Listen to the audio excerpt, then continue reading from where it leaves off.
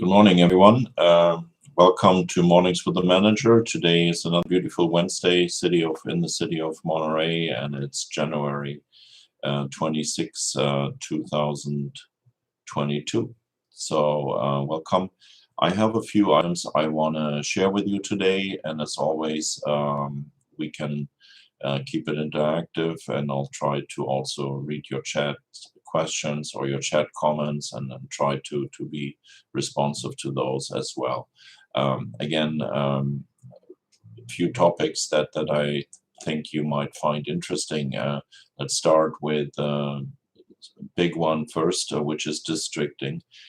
We are in between two council meetings now, which will be setting the course for districting, which is basically going from a large at-large election system to a district-based election system. And the city of Monterey will be divided into 4 districts, 4 council members, 2 of those every 2 years. Will be running in respective districts to become council member. The mayor is still the only position that will be continued to be elected at large. So all residents of the city can elect who should be their mayor. And those elections are per charter also every 2 years. So district elected council members will have a council seat for 4 years. And every 2 years, 2 of the council members have to defend their seat or have vacate their seat, and 2 council members will be elected for a period then of 4 years. So that will be alternating. We went through a comprehensive review of the pros and cons for districting. We went through a comprehensive review of draft maps that were based on input received from the community, as well as from the council members, as well as from the demographer. And also we had quite a few number of residents drawing maps for us using the map toolkit. And at the end of this exercise, the council and the public was presented 4 different maps, and those maps all had their pros and cons. Some had a lot more cons than pros. Last week Tuesday, the discussion came down to 2 different maps, the map that was called Abalone and the other map that was called Dolphin. It was pretty clear for the council and for most of the public that the maps 2 and 3 bat, ray, and cuttlefish were not really palatable to the majority, but then there was a good conversation about the 2 main maps, then Abalone and Dolphin. And also when the residents called in and spoke about their preferences, I kept a list of who called for what and expressed their preference for what map. It was slightly, in a way, even between Abalone and Dolphin. And the council then went to discuss it among themselves, what kind of map to use. And in the end, with a 3-2 vote, the council selected the Dolphin map. And the Dolphin map now is the map that we are presenting to the City Council for final adoption next week, Tuesday.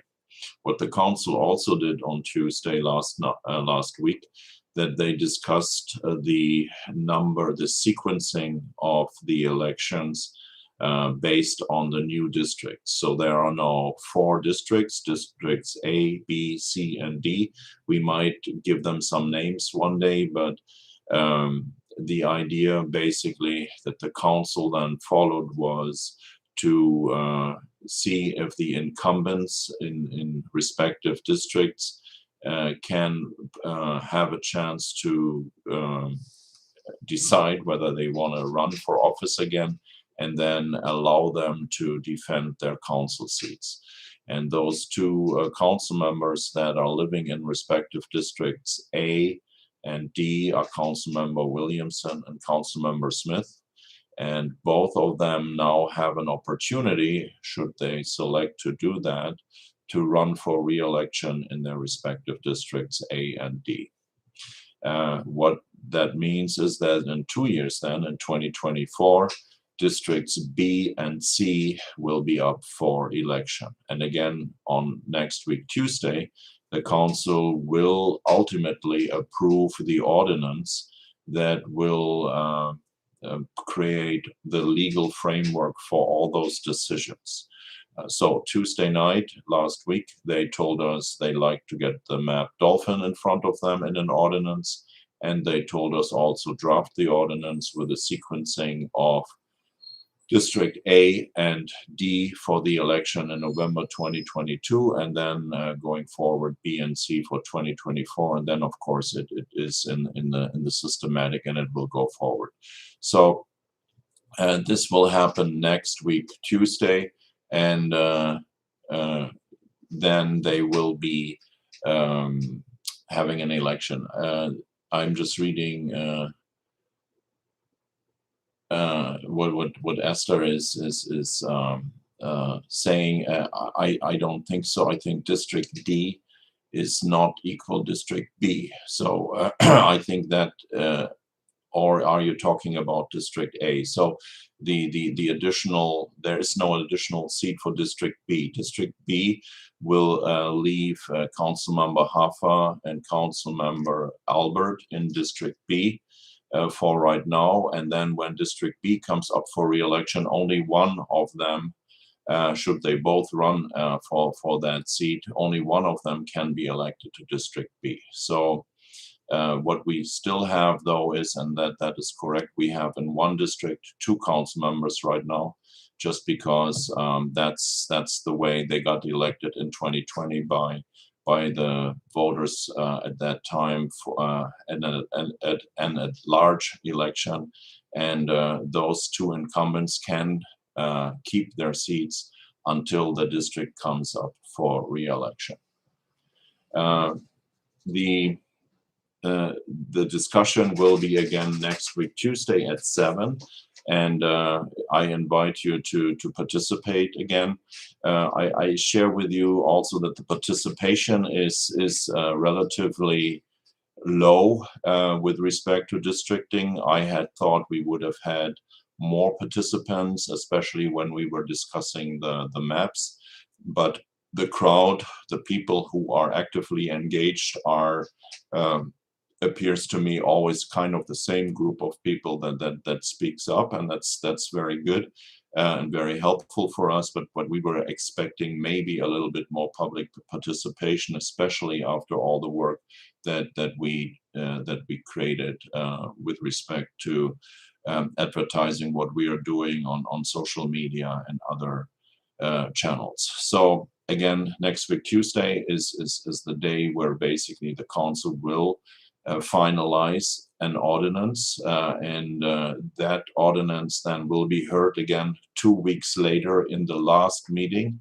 of a 5-meeting process, and that will then set the tone for the elections. The council has no choice at the last meeting, in essence, because if they want to make any changes there, then we are getting out of the time that is allotted to us by the California Voting Rights Act, which basically states we have to do the whole process has to be done within 90 days. So there is an extension possibility, of course, for another 90 days, but hopefully council will have made enough work, will conduct enough of their homework to get it done by this day. The next item I want to talk about is 2 events that we had since the last time we met, the tsunami and the fire response. And I just wanted to share with you a few items that are happening in the background that you might not be all aware. We get notified immediately when something like this happens. We have enough people that are on the chain. It's the the fire chief, the assistant fire chief, the police chief, myself, Nat. When big events like this happen, there's a pretty good warning system in place, and it reaches us wherever we are. And so Saturday morning, most of us were just waking up when we heard about the tsunami, and we had our first communications shortly after 7 o'clock, and we were mobilizing our response as a city of Monterey to the expected wave. So I wanted to let you know, with respect to those massive events, the state of California, the West Coast operation, including Alaska, state of Washington, Oregon, and California, we have a pretty fine-tuned system for tsunamis.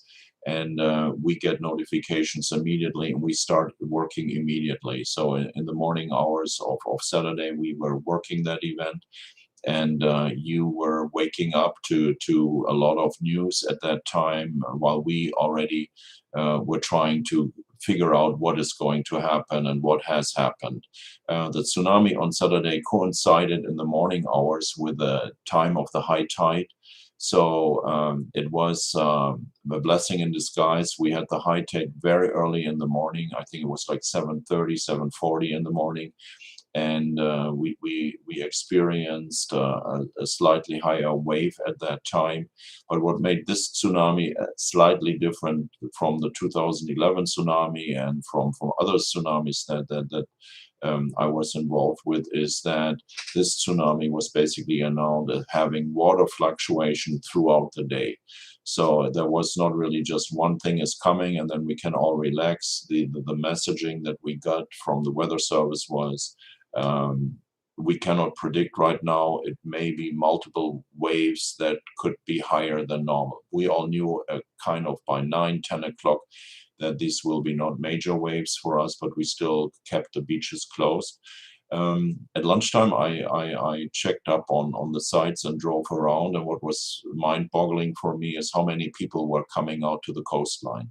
And there were lots and lots of people standing at the Silomar Beach or in Pacific Grove, at the Rocks, Lovers Point Park, watching and trying to see what was going to happen. So that was interesting for me to see that despite the warnings when we said stay away from the water, people just wanted to come close and take a look at that. And that wasn't really something that I would have thought. I would have thought people would understand to stay away. So it's something that we learned from that event as well. No, we had no damage in Monterey. Santa Cruz, because of the geography and where the tsunami or the earthquake happened in the South Pacific, has a different trajectory for waves that come from the South Pacific. Monterey is way more protected. We see it, but in the harbor we had zero damages, and so it was for us basically a non-event, and we were happy about that. Same happened Friday night when the Colorado fire started. We got, of course, immediately notified about that, and immediately we sent 2 fire engines to the Colorado fire. So Friday at I think it was like 4:30, 5 o'clock, 2 of our fire engines deployed immediately and went to help out with the Colorado fire. When we respond to fire incidents like that, we still have all staffing in all of our fire station active. So all of our 6 fire stations, and this includes the fire station at the airport district, Carmel and Pacific Grove, all of them remain staffed. So there is no lack in response for our residents. We draw against our off-duty firefighters and have them volunteer.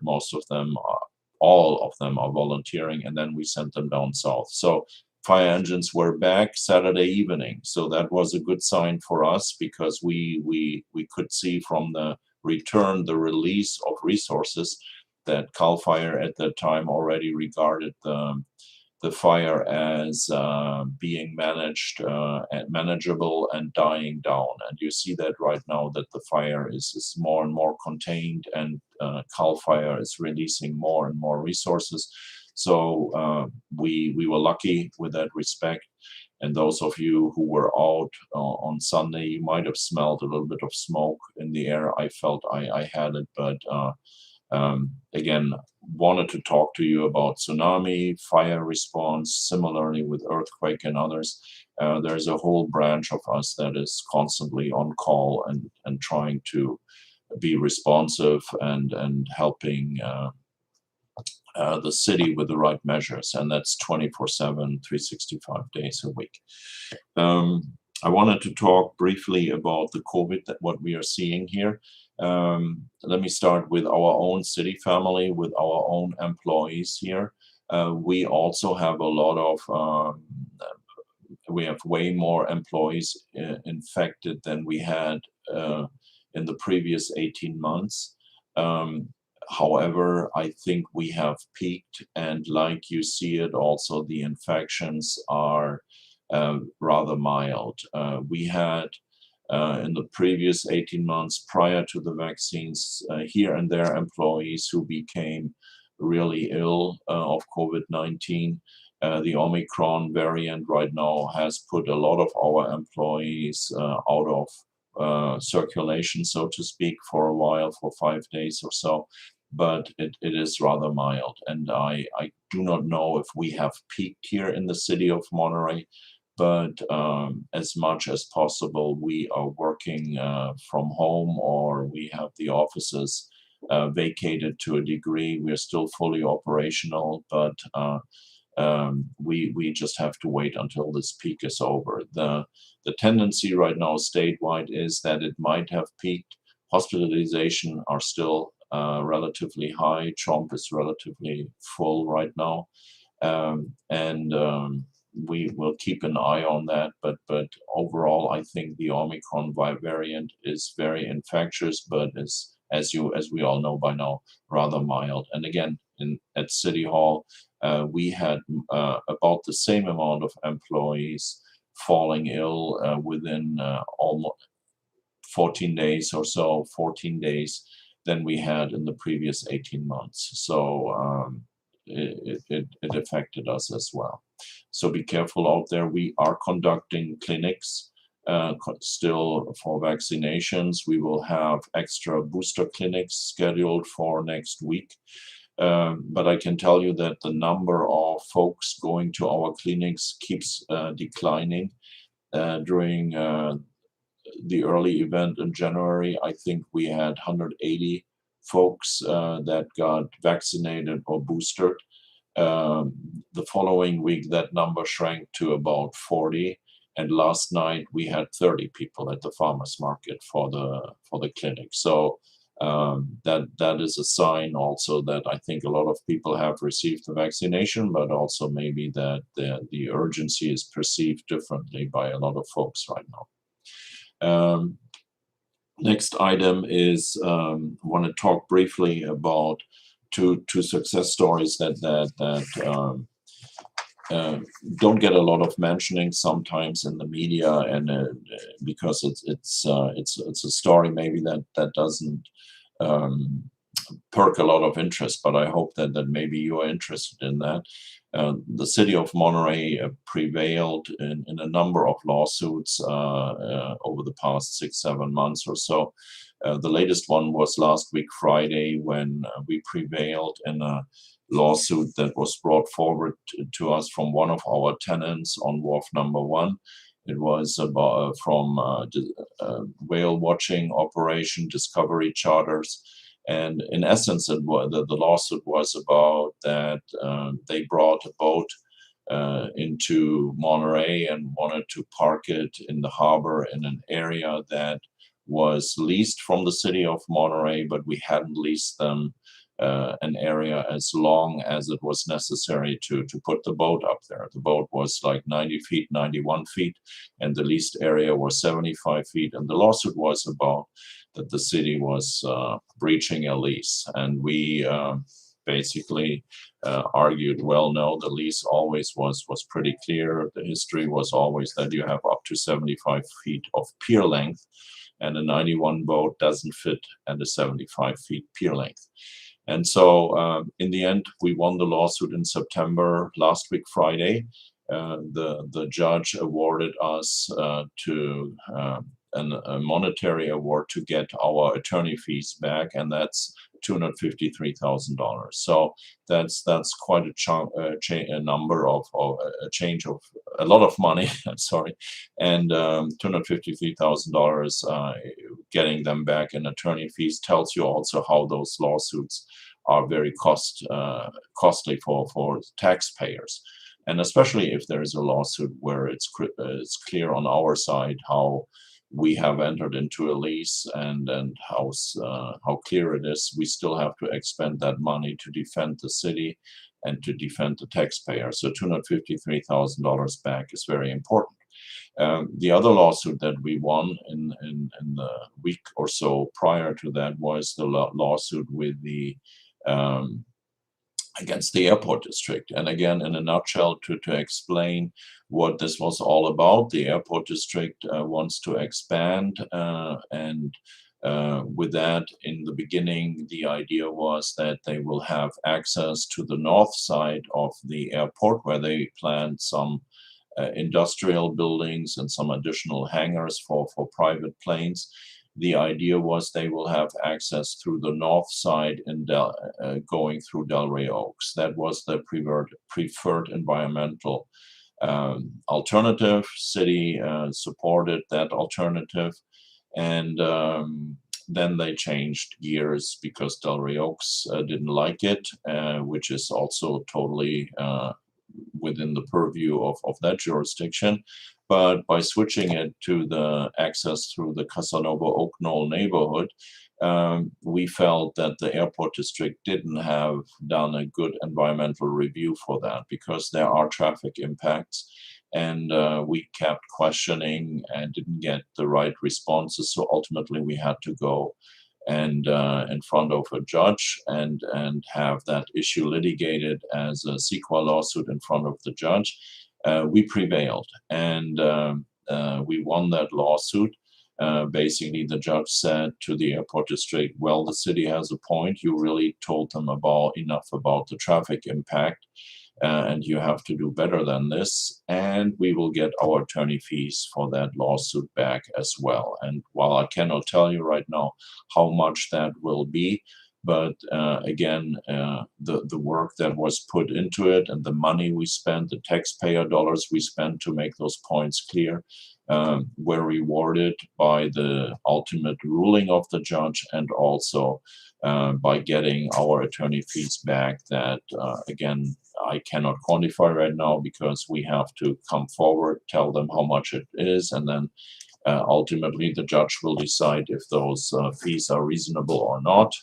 And then the airport district will be required to pay us them back.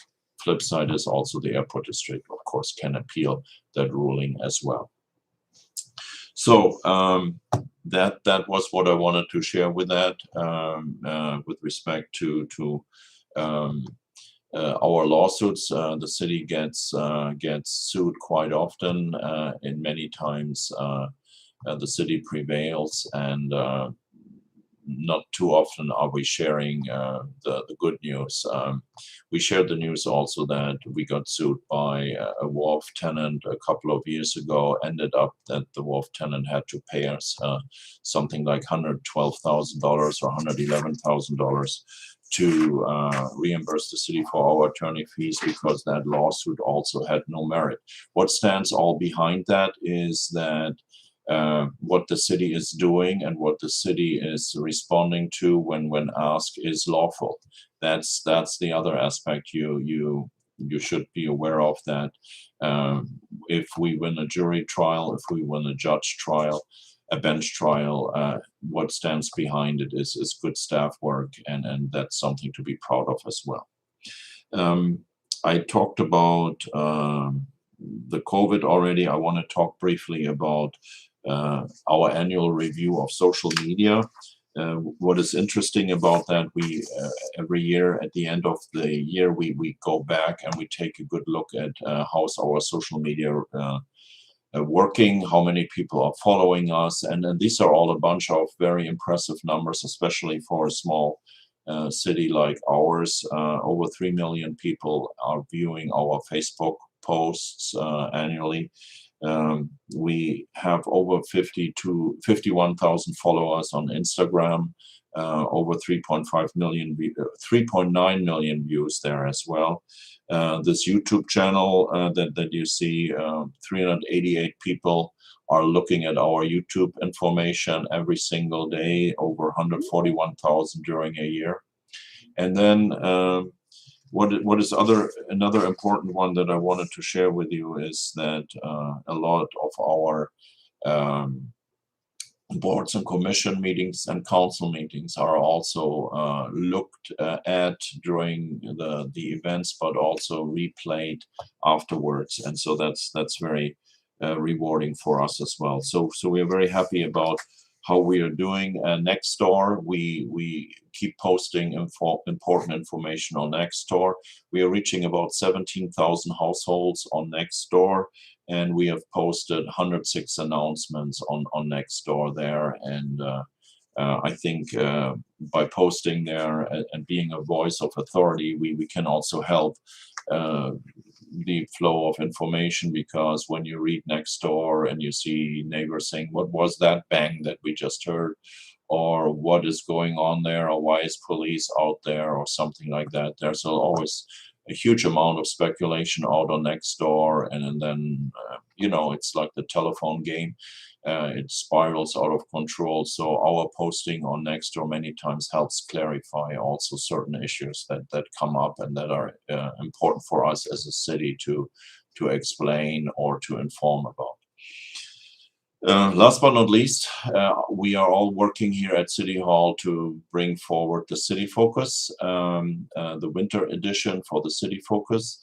It will come out very, very soon. If you haven't signed up or subscribed to the Winter Focus or to the City Focus, please go onto monterey.org/City Focus and sign up for that. A lot of work goes into that by our staff. We send it out 4 times a year. It is a virtual note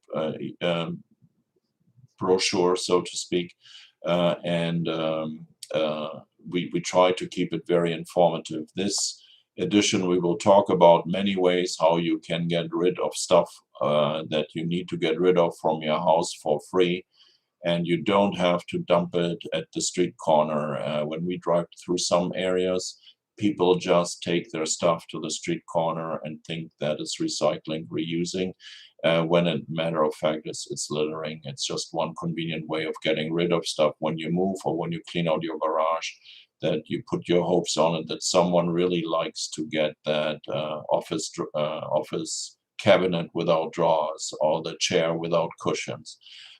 It's littering. And so there are ways how you can get it discarded in a good way and without burdening the ratepayers, because somebody is picking it up, and that somebody is either the city or the Monterey City Disposal. So keep good lookout to the City Focus. This afternoon we have a special meeting and a study session topic.